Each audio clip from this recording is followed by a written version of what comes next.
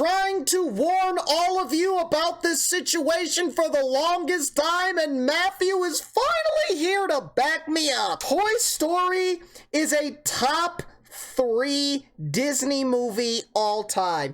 There is absolutely no debate about that. But I like how we all just sat there quietly, peacefully, as stupid, disgusting, smelly, snot-nosed little children, big old smiles in my face, with absolutely no issues of toys coming to life. I want you to think about this for a second. Imagine it's 3 o'clock in the morning. You just had a nightmare. You just had a nightmare. You wake up in a fit of fear. You've wet the bed. Okay? You wake up, you're half asleep, only to find your G.I. Joes are tying your ankles together with your shoelaces. Your little sister's Barbie dolls are maniacally laughing in the background while Mr. Potato Head is in the kitchen sharpening all of the knives. And there is one question that still has remained unanswered. When all of the other toys come to life, do Mom's toys come alive too? Film theory, the horrific reality of Toy Story. Did you not watch Small Soldiers? Have you not seen what happens when sentient action figures decide to rebel against the human race? Have you seen that? Siri, Nobody wants to listen to me. $1 trillion to the 10th power? Chucky, Annabelle, are these things not clicking? Raised to the 10th power is 1 0 0 0 0 0 0 0 0 0 0 Yeah. 0 0 0 Oh yeah? Uh-huh. I hate when he calculates how much money the Dude, Matthew's about to spit a fat 16, bro. What you got for me, Matt? Siri, what's $1 trillion to the 10th power? 1 trillion raised to the 10th power is 1 0 0 0 0 0 0 0 Uh-huh. 0 0 0 0 Yeah. 0 0 0 0 0 I hate when he calculates how much money the next movie is gonna make. Come on, Matt. Some of us are trying to work over here, thank you very much. Yeah. Boy, Yeah. Man, dude, I thought Matthew's about to bust out. Start going crazy. Like Eminem just spitting. Fire. Hello, Internet. Welcome to Film Theory, the show that's... I don't know about you guys, but this, it doesn't matter how old I am. Doesn't matter where I'm at. Doesn't matter who I'm with or what I am feeling at that time. Whenever this Pixar scene comes up with the lamp, I am comfortable. I am at peace. Total serenity for just that few 4.5 seconds. That 4.5 seconds has the biggest impact out of every movie. Exactly, happy place. This is my happy place. Hello, Internet. Welcome to Film Theory, the show that's skeptical you'd ever get to infinity, let alone beyond. So the teasers and trailers have been unleashed, and Toy Story 4 looks to be yet another family-friendly box office slam dunk of a sequel. I watched Toy Story at the age of 23 or 22. 22 or 23 is when I first watched Toy Story 4. I watched it on my cell phone in my bedroom at 1 o'clock in the morning. And when I tell you,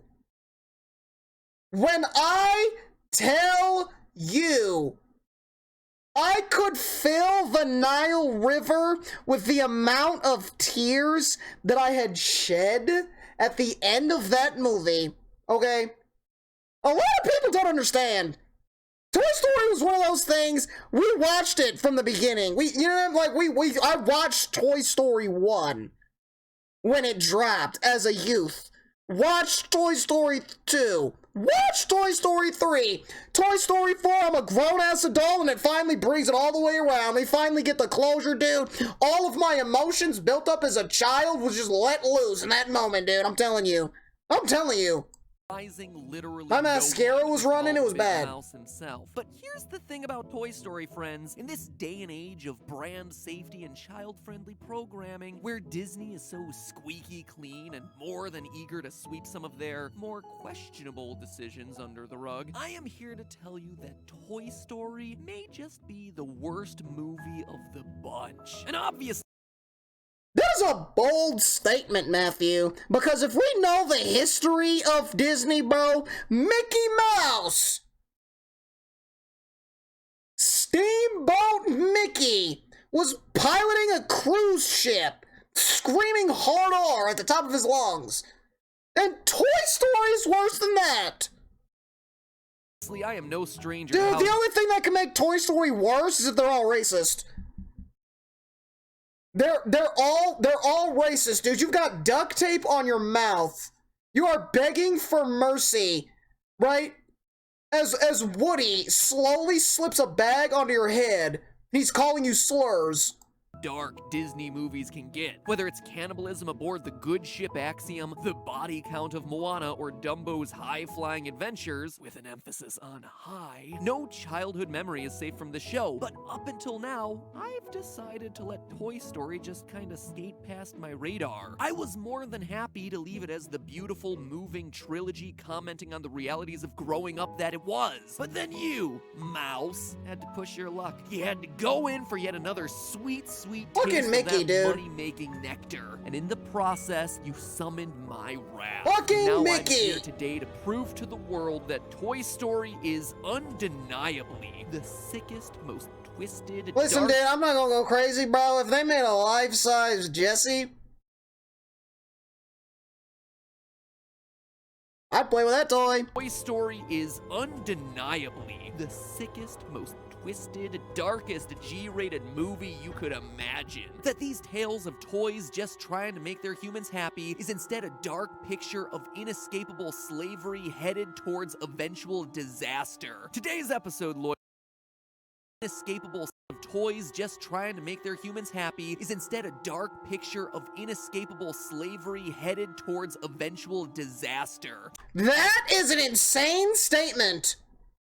That is an insane statement. Today's episode, loyal theorists, is dark. We are talking Inescapable slavery. Love in a furnace levels of dark. That's right, folks. We're talking Pixar dark. And I'm not even hyping this up for dramatic effect. It is a literal statement of what we These motherfuckers threw squirrels off of a cliff.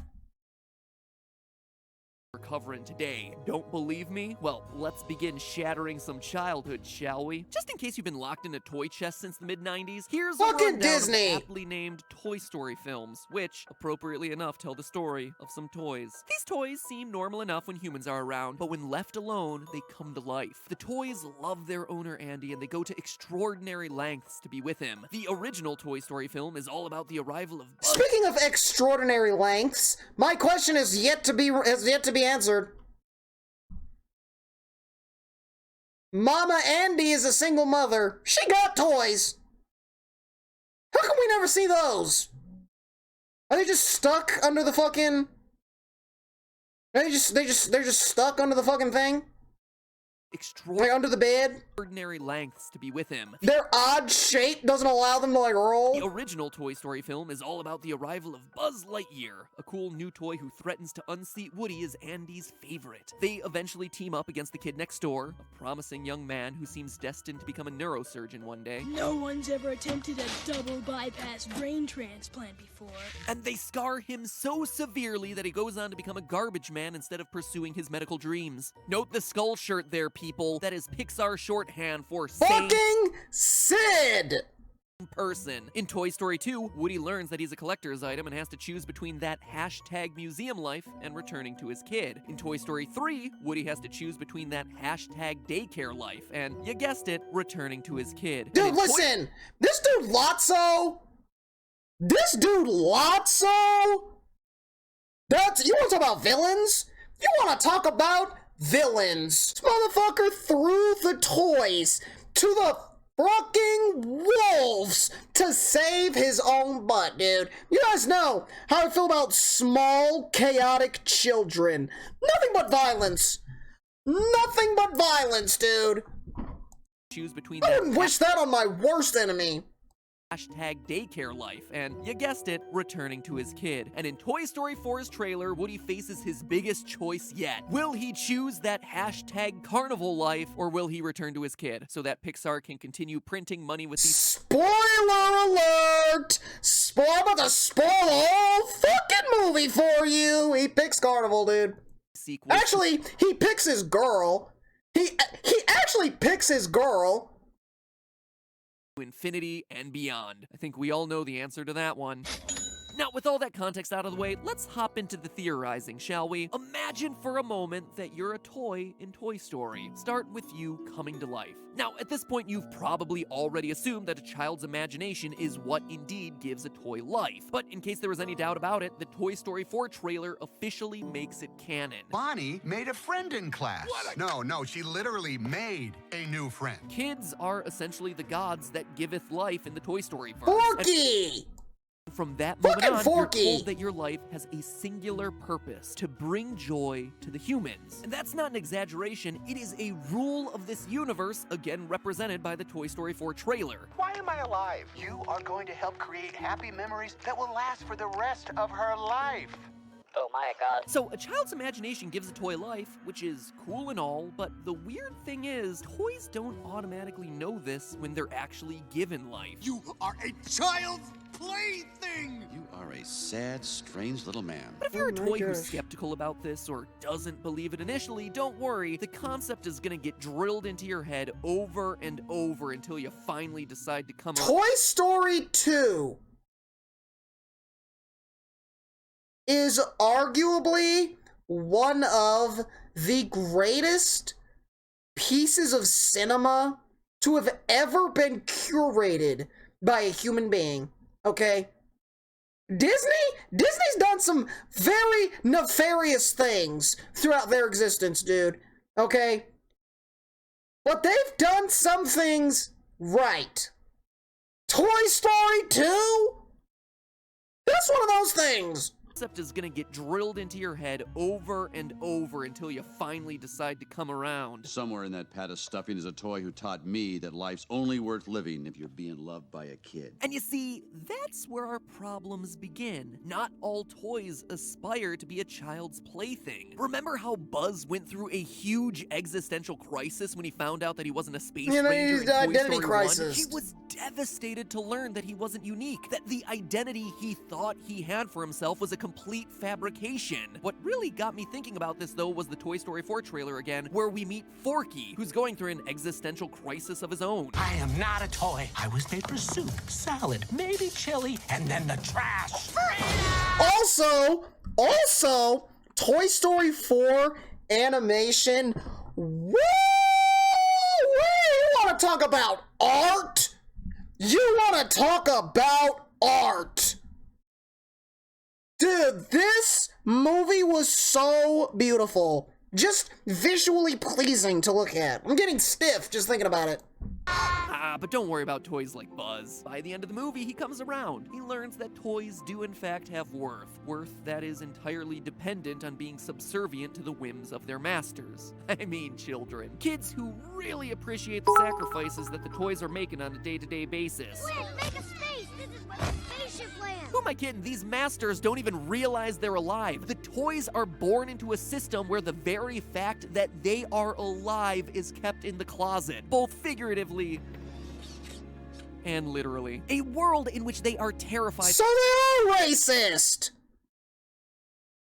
Toy Story is, remember what I said at the beginning, the only thing that can make Toy Story, the only thing that can be worse than Steamboat Mickey is if Toy Story was racist? Y'all never listen to me. This is what I mean. This is what I mean. I tell you things, and you just think that I'm just saying things. Toys are racist? I mean, in this situation, technically the humans are racist towards the toys. Of humans seeing them as they really are. Andy's coming, everybody! Back to your places, hurry! Think about it. Toys are literally imprisoned in boxes and bedrooms until a human child decides it's time to play with them. And you can't see it because this is all voiceover, but I am tossing strong finger quotes over the word play there because this so-called playtime is 100% free of toy consent. Whatever that child wants, that toy must oblige. Consider all those poor, disrespected Barbies. And it's not like they can't be alive. Dude, this image is insane. This is crazy. This is crazy. Somebody went crazy on this fucking Barbie. Those poor, disrespected Barbies. Oh It's my not like God. they can't be alive in the presence of humans. It's that they won't. They're too scared to be. When the chips are down, sure, they'll reveal themselves to humans if they have to. So play. See, like I said, look at what happens. Look at what happens. Nice. But the norm is just to lay there and let your human do whatever it wants with you, and then cast you aside when they're done. And despite it all, the toys still That's kinda show sad. unconditional love to their kids. Something we all get sniffly over in the theater because Randy Newman is singing about friendship or whatever. But if you start peeling back the surface layers, Shut up, that Randy. shot of Jesse looking longingly out of a window is really just a textbook case of Stockholm Syndrome. When you look at what the toys go through, Stockholm Syndrome.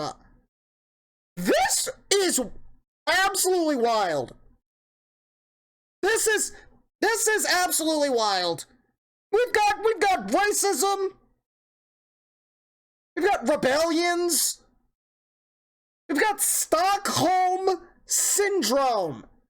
Dude, the cherry on top of this sundae. The cherry on top of this sundae. What's the deal with mom's toys? and what they have to do to maintain the status quo of this society, it's a system that outright denies toys self-determination, then doesn't even allow them to make their own existence known. But humans are the ones who gave them life in the first place, so it makes sense. I hear you saying down in the comments, and sure, you are more than welcome to believe that. That is totally fine with me, but before you make your decision, let me also ask you this. You didn't get a choice in being born, did you? And so you would also be okay being the plaything of your parents? You know, the people who gave you life without your knowledge? Just asking. So, as a toy, that's your life. Fuck was I A born? lifetime spent in servitude to masters who control How do I your unborn? every action and don't even know that you're alive. Then, as we see in Toy Story 3, they grow up and they abandon you. This Yay! is kind of fucked. This is kind of fucked if you think about it. G-rated kids movie. Forced to be born into a society of slavery, of involuntary servitude. But we're still not done because we haven't taken this to its logical conclusions. Because for as awful as this systemic indentured servitude might seem, at least you have the sweet release of death to look forward to, right? Right? No, because they don't die! Maybe Matthew, you're onto something. You are an absolute psychopath, but you're onto something. not. Because there are some pretty old toys running around in these movies. In Toy Story 2, we learned that Stinky Pete was manufactured back in the 50s, and he hasn't aged one bit since his Woody's Roundup days. Granted, he's done an exceptional job of keeping himself in mint condition, but the Toy Story 4 trailer He's in the features box. a slew of other vintage toys. They're not under glass, and they seem to be doing just fine too. Furthermore, Listen, bro. Listen. vintage toys. They're not under glass, and they seem to be doing just fine too. Whoever the fuck put these god-forsaken devil minions in this movie deserves an eternity of suffering.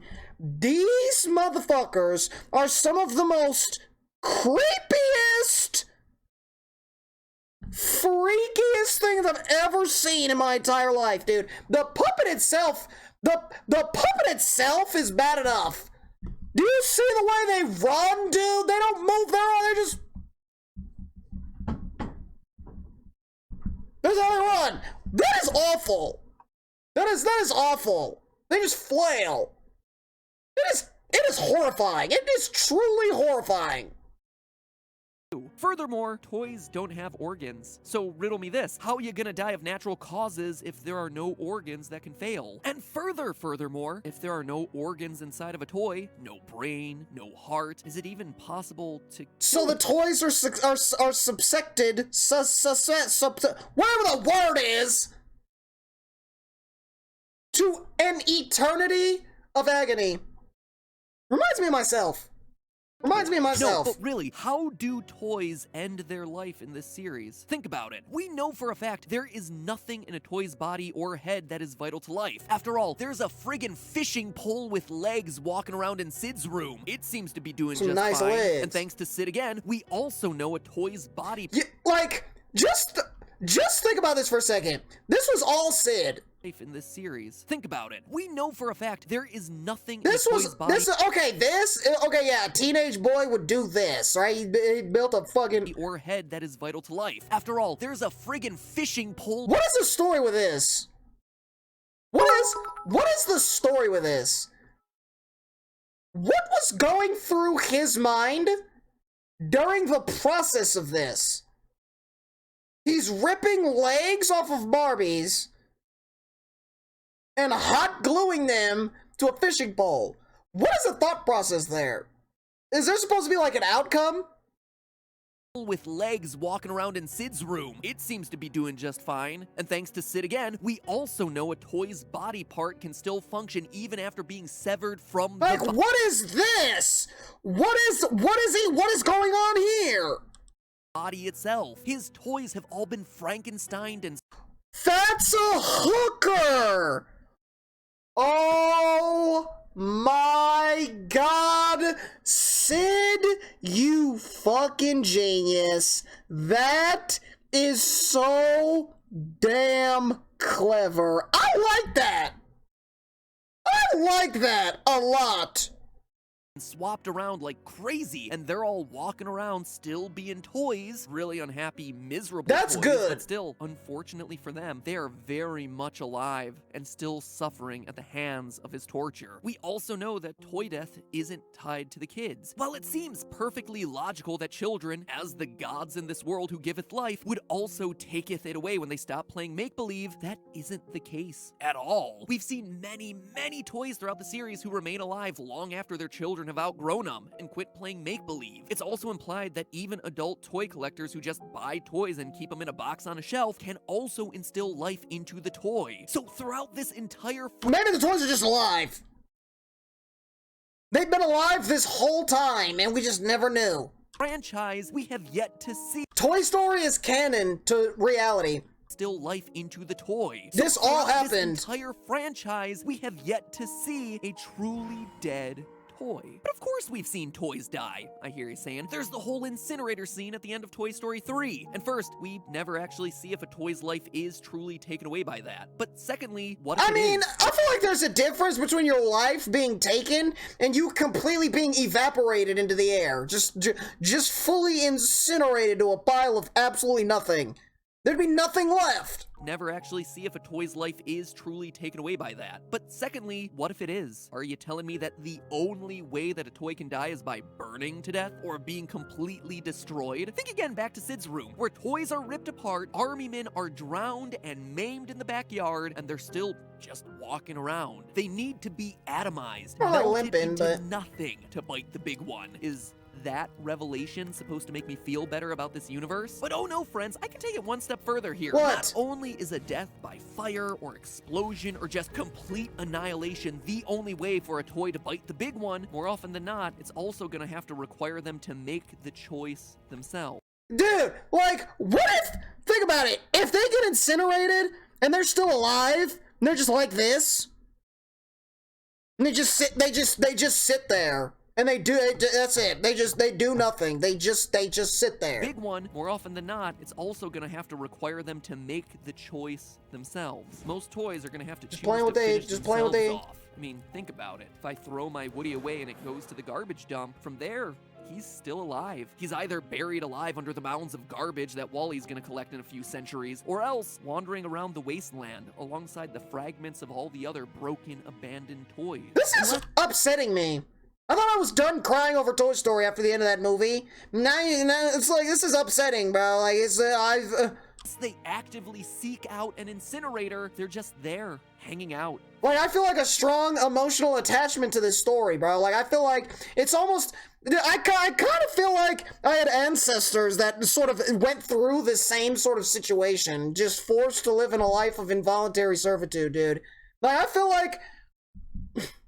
Is that fucked up? Is that a fucked up joke? Forever. Yearning for a death that'll never come until they make the choice I was gonna keep going, but... themselves to the fire. Sure, it's one of the most moving, tense, emotional scenes ever, watching our heroic toys escape the incinerator at the end of Toy Story 3, but the sad truth is that that slow descent into the fire is what awaits most of the toys that we see throughout these movies. Oh wait, sorry, they have to go through the chopper first. So, there you have it, ladies and gentlemen. Think about that as you line up to go see Toy Story 4, which will undoubtedly be about Woody growing up and finding a new purpose in life, finding a life path that doesn't depend on making children happy, because he, just like Bo Peep and those creepy Dude, you know what's absolutely insane? He's half right. He's half right.